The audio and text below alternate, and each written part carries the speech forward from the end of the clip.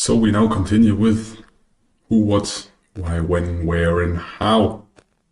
Because when you trade and you participate in the financial markets, you need to understand the rules, you need to understand the game, you need to understand the participants, and we will go deeper into that now. So, who, what, why, when, where, and how do the markets move? Spoiler, no, it's not a secret algorithm, the one big bank, the hidden structures, the rich that move everything and decide everything. It's way more complex than that. Because the financial markets are a complex network of many participants and their individual decisions. So you see an example picture over here. There are a lot of participants. Some are small, some are very big, and some are very, very big, but still all those participants interact in the market. They are also from different regions all around the world, and the different regions have political indecisions or different opinions about stuff, about the markets, about the need of a resource or an asset.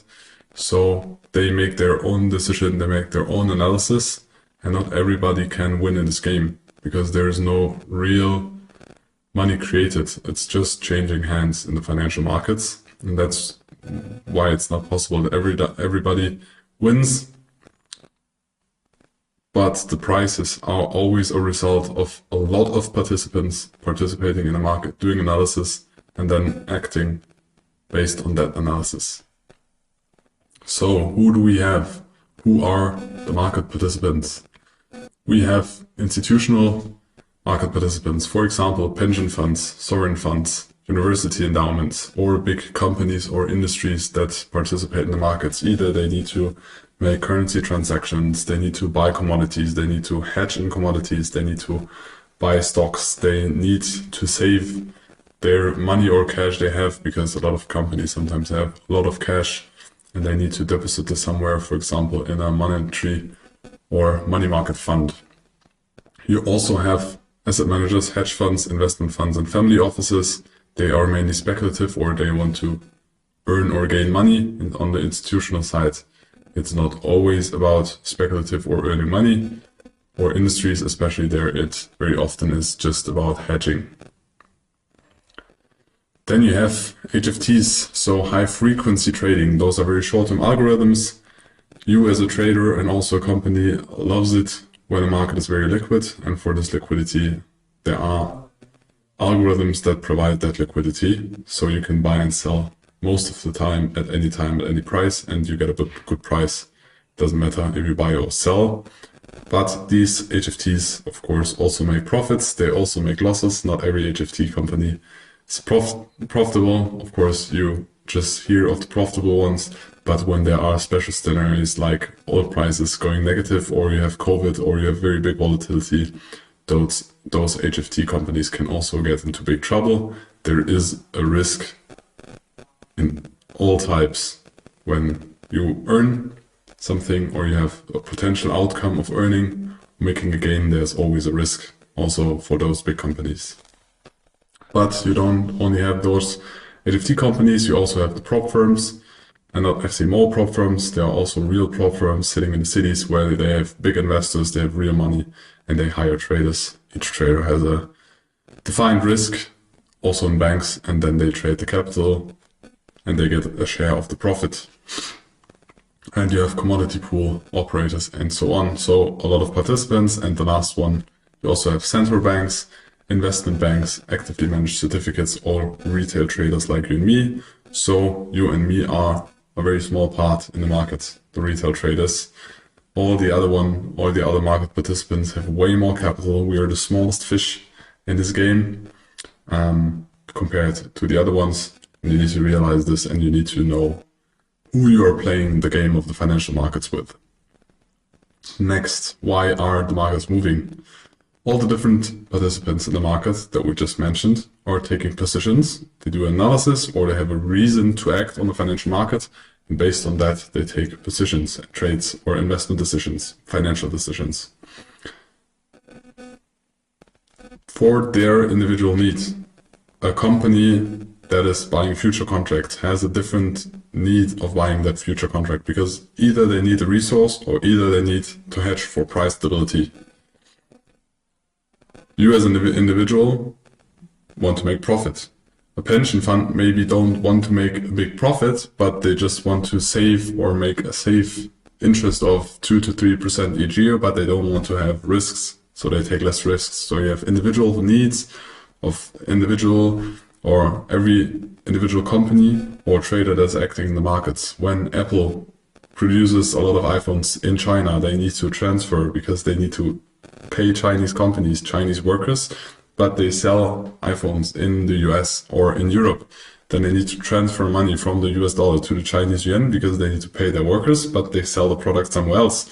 So companies also have an interest to participate in the Forex market, not with the primary goal of earning money. Of course, if this is side effect, if they make a hedge and the hedge is good and they earn money with this, of course they're happy, but the main purpose or the main reason they acting there is they need the infrastructure, they need to change money, and the main goal is not to earn money. For example, when you are a Forex trader, your main goal is to earn money to speculate on the appreciation or depreciation of a currency.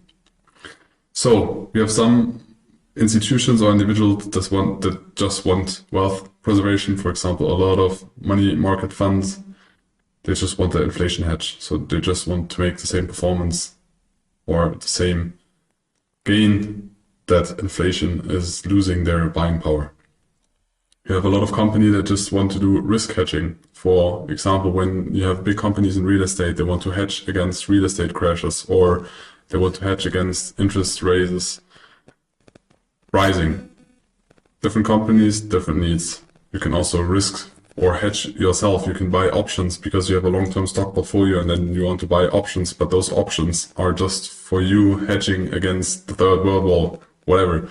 So that's a different purpose.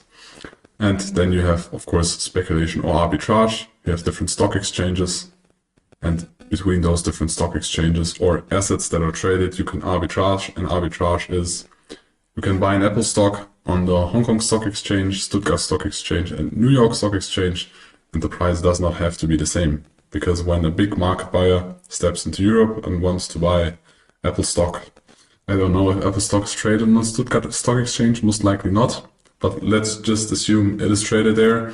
You can, for example, have the Apple stock on the New York Stock Exchange for $100, and then you have it for 100 years.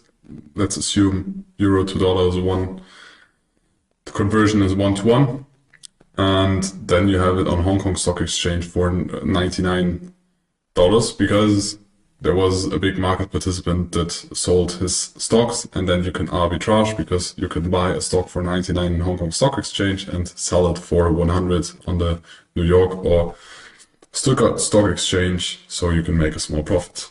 Of course, if the spread widens, you can make more profits, but if you make this with a lot of volume or a lot of transactions, it's going to be very profitable. It was a long time very profitable in the Bitcoin space, but nowadays the prices are very, very efficient, but you can just check, for example, the Bitcoin prices on the different exchanges, and you will see they're not exactly the same.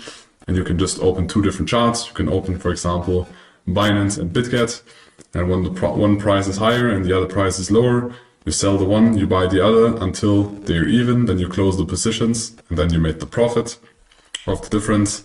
Of course, when the spread widens, then you're going to be in drawdown. So that's the risk you have. But most of the times the assets correlate. So sometimes the one stock exchange or the one broker or liquidity provider is higher than the other, and then the other one's higher. So that's because the people arbitrate the price difference. And positions of big market participants, we call them the big money, can be followed in documents such as the COT report by the CFTC. The COT report is the commitments of trader report. When you trade more than X amount of futures, for example, or volume in an asset, the regulation in the US, it's the CFTC. In Germany, it's the BaFin. You need to document publicly what you are doing because there can be a conflict of interest. When you are a big market participant, this is just to regulate the market and make it more transparent. And there you have different categories. We don't dive very deep into the COT report here, because we don't use it a lot, but you can use it and you can see what the big market participants are doing. You can also build strategies around this, but it's important that you know this. Supply and demand is also the reason why the markets are moving. So the prices of a financial asset move because of supply and demand. It's always the same. Supply exceeds demand, or demand exceeds supply, or they are in balance. So it's just about buyers and sellers. That is the reason why markets move. No technicals, no fundamentals. They can influence the supply or demand, but in the end, it's always supply and demand. It's a great driving force that creates shifts in the balance between supply and demand. In the medium and the long term is changes in the perceived future fundamental value of an asset.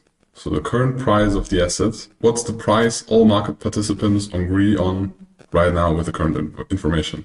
If that price changes, it's most of the time about the perceived future value. So what do I think this asset gonna be worth in the future? There's no exact point in the future when it's, or at what point in the future it's gonna be worth, but if the price changes, it's about most of the times the perceived future value of an asset. When market participants anticipate that the value of an underlying asset is gonna be different in the future, then the price changes, because based on this information or analysis or speculation, they're gonna buy or sell an asset because either they wanna buy it cheaper in the future, or they wanna buy it now because they think the price is gonna rise and then they're gonna sell it in the future, or they want to buy it now because they need it and it's cheap now. So the price is the current value of the asset agreed upon all market participants. So the price, in the second way you look at the markets, is one of the most valuable informations, because all informations, it doesn't matter, technical, fundamental, politics, everything, that's the price the market participants agree on, and that's important to understand. So what can change or have an impact on the perceived future value of price? So there are endogenous factors. For example, a company changes the CEO or gets a new patent from the FDA. So if you're a medical company and you produce a new drug, or you are a car engineering company and your engineers did a very good job, that are like external factors or internal factors that influence the value of your company, for example. Same as with economies or government bonds. And there are exogenous factors, which are changes in monetary policy, inflation, war, conflicts, natural disasters. So everything that is happening external and not internal or endogen in the asset. So the analysis of endogenous and exogenous factors is called fundamental analysis. So you analyze the fundamentals of an asset, but you also analyze the fundamentals connected to the asset. For example, when you analyze a stock, you can analyze how the management of the company is like. Do you trust the management? Are they good, or are they just sitting there and say like, oh yeah, I worked here now for 10 years and now I will just try to relax more, increase my salary and have a good life? Or is there a management that really identifies with the company? They want to push forward, they want to create new innovations, they want to grow the company, and they identify with the economy. You can analyze that, for example, and also the numbers, what's the revenue they're making, and so on. And you can also analyze what's the politics in the country where the company is like. How's the society? Is the society growing older? Are there young, intelligent people that in the future are going to be able to work in this company? So those are more exogenous factor. Or is there political risks? For example, is the country in kind of a war situation, or is there a potential of a future war, which is always bad for the economy or for most of the companies? And you analyze this, and this can have a very big impact on the price or perceived future value of price. And then you also have macroeconomic news. So you have macroeconomic data and metrics which are released every week or every month, depending on the data. We will go deeper into that in Series 300. We'll make a deep dive into the fundamentals. And they provide most of the times a quantitative picture of the state of an economy in a country, a region of an economy, or the global economy, but most of the times the economy of a country or region like the EU. And they are quantitative, but they always need to put in context. So it's not just, okay, there's a positive number, everything's going to be positive. You can check this in stocks. Just because they have positive earnings, it does not mean the stock's rising, because as we already told, markets participants base their value or decisions on future valuations. So before earnings are published, the market already anticipates a specific publish of numbers. And when Apple is rising and they sell more iPhones, and there are a lot of indicators that people bought more iPhones, although the numbers are not published, people buying that stock and all the market participants already anticipate in the price. So the price or the company already has a higher value because the people anticipate good earnings. And then the earnings are published, and they can be good, and they can be better than the market accepted, or although they're positive, they can be worse than the market expected. And then it's going to be negative, but it's not as easy as that, although data like inflation, CPI, earnings, and so on, they are quantitative, they always need to be put in context. For example, we implemented some examples here. So you have the average hourly earnings. So what is the average salary of somebody earning per hour? We have non-farm payrolls. But as I said, we will dive deeper into all of that later in the Series 300. Then you have the analysis of different markets. So all of the things we discussed affect prices on different asset classes in different ways and forms. The analysis of the interconnections between different markets and asset classes are called intermarket analysis. So when energy prices rise, or energy in general gets more expensive, oil, gas, and so on, companies that need a lot of energy, for example, companies that produce aluminum, which is a metal, which is commonly used in cars and a lot of phones, they need a lot of energy to produce that. So when energy rises, most likely later those companies gonna earn less money because they need to spend more money for the energy, but they cannot directly just raise the product. Of course, it's an interconnection, but it's a correlation between those things. So, for example, energy in food, or also energy in the housing market. Those are intercorrelated, or interest rates and stocks. There are intercorrelations between the asset classes, and when you analyze this, you can call this the intermarket analysis. For example, when copper gets expensive, that's also why it's called Mr. Copper, because it's a very early indicator of how the economy is going, because copper is used in a lot of parts of the economy. So, when there is a perceived value shift, or the market participants view or anticipate a perceived value shift, for example, for macro news, there's going to be a money movement because people, individual institutions decide to act on this perceived value shift. Either they buy or they sell, or they do nothing. In the form of buy or sell contracts, there's also the option that they do nothing, but most of the time people buy or sell. Then there's volume. This is how the markets move, because then you have active orders, you have active contracts, you have volume created in the markets.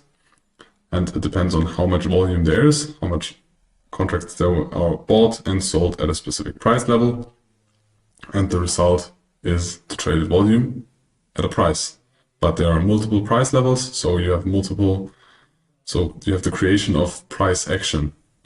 Is what is moving, you have the underlying asset, the product that is traded, and that creates price action, because the people made a decision, they made an analysis, there's a perceived value shift, then they decided to move money either through buying or selling, they created volume, and then price action is created. The analysis of volume and price, people call technical analysis. So if you take a line chart, candlestick chart, Japanese candlestick chart, there are a lot of different candles you can choose, but I think the most famous one is just basic line chart is the most easy to understand. Most of the time a line chart is based on the closing prices, either on the time frame you choose, or you use Japanese candlesticks, so you have open, high, low, close. We'll dive deeper into that later. But all of this, the analysis of price itself is, or price and volume is called technical analysis. There are very different approaches to that, and we will dive into that in the next module. So price and volume also have long-term, medium-term, and short-term cycles. You can use volume based on the last month. You can also use volume on the last 5 minutes. Same is for price. So you decide on the time frame you use and analyze for the things you want to trade. Either you want to trade very active, so you take very short time frames most of the times. If you want to go more into long-term trading, you take longer times to analyze. In most assets, there are also seasonalities. So this is when the prices moves. So you have cycles in special assets, and you have like endogenous factors that influence their price action, and that you need to analyze. And the way we analyze it, we'll dive deeper into the next module. So let's summarize it. What moves the market? Price and volume. What moves in general? It's price. How does it move? Through volume, because market participants decide to act or are in the need to act. Who moves it? All the market participants. Why does it move? Because of fundamental changes in presumed prices or future perceived value. And when does it move? In cycles or seasons. You have seasonalities or different cycles of markets moving, rising and falling. And where does it move? In different asset classes. If everything's clear, give a rewatch or feel free to reach to us in the Discord server and ask questions about it, so we can start the discussions and we will get deep into the source and answer all your open questions, either in the Discord server or the next live session. So now we finished with that one. Who, what, when, why, and where. We'll continue with the introduction to the technical analysis.